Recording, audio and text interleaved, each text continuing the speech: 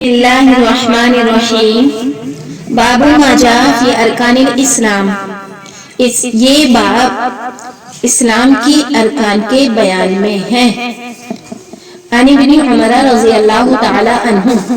حضرت عبداللہ ابن عمر رضی اللہ تعالی عنہ سے مروی ہے، قال روایت فرماتے ہیں قال رسول اللہ صلی اللہ علیہ وسلم، اللہ کے رسول صلی اللہ علیہ وسلم نے فرمایا، بنیاد اسلام علی خمس،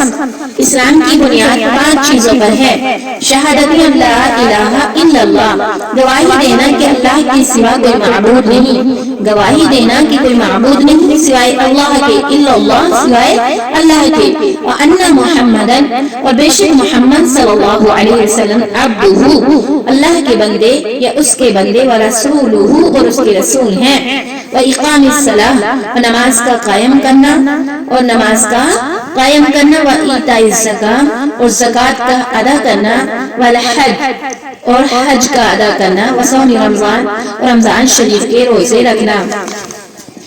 تیسری حدیث انس، حضرت انس ابن مالک رضی اللہ تعالی عنہ سے مروی ہے، قال فرمایا، نہینا، ہمیں روکا گیا اس بات سے، ان نسأل رسول اللہ صلی اللہ علیہ وسلم عن شیء، کہ ہم آپ صلی اللہ علیہ وسلم سے کسی چیز کے بارے میں سوال کریں، فکانا یعجبنا، تو ہم یہ پسند کرتے تھے، ان یجیء الرجل، کہ کوئی آدمی آئے، من اہل البادیہ، دیہات والوں میں سے، العاقل عقلمند، کہ دیہات والوں میں سے کوئی سمجھدار،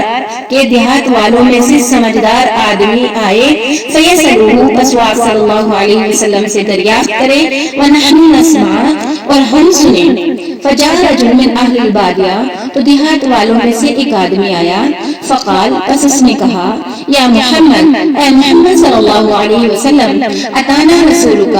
آپ کا قاصد ہمارے پاس آیا، یا آپ کا فرستادہ ہمارے پاس آیا، فزعم لنا، اس نے ہم سے بیان کیا، انک تزعم، کہ بے شک آپ بیان کرتے ہیں، ان اللہ ارسلک، کہ بے شک اللہ نے آپ کو بھیجا ہے، ان اللہ ارسلک، کہ بے شک اللہ نے آپ کو بھیجا ہے، قال، تو آپ صلی اللہ علیہ وسلم نے فرمایا، صدق، اس نے سچ کہا، اس نے سچ کہا یا صحیح کہا، قال، پھر اس شخص نے کہا، فمن خلق السماء، تو آپ یہ بتائیے کہ آسمان کو کس نے پیدا کیا،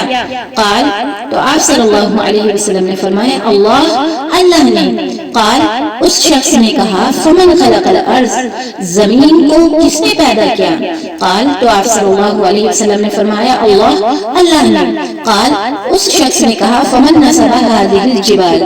ان پہاڑوں کو کس نے کھڑا کیا، جمایا، وجعل فیہا ما جعل، اور ان پہاڑوں میں جو کچھ ہے اس کو کس نے بنایا، قال، تو آپ صلی اللہ علیہ وسلم نے فرمایا، اللہ نے، قال، تو اس شخص نے کہا، فبالذی، اس ذات کی قسم، خلق السماء، جس نے آسمان کو پیدا کیا، وخلق الارض،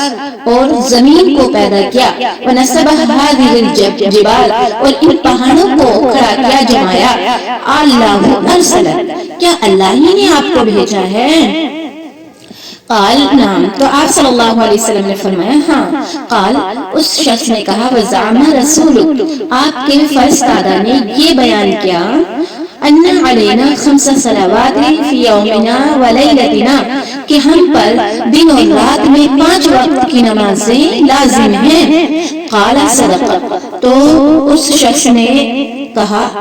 آپ صلی اللہ علیہ وسلم نے فرمایا، صدق، تم نے صحیح کہا، اس نے صحیح کہا، آپ صلی اللہ علیہ وسلم نے فرمایا کہ اس نے فرستادہ نے صحیح کہا، قال، تو اس شخص نے کہا، فبالذی، اس ذات کی قسم، ارسلک، جس اللہ نے آپ کو بھیجا ہے، اللہ امرک بہذا، کیا اللہ ہی نے آپ کو اس بات کا حکم دیا ہے، قال، نعم، تو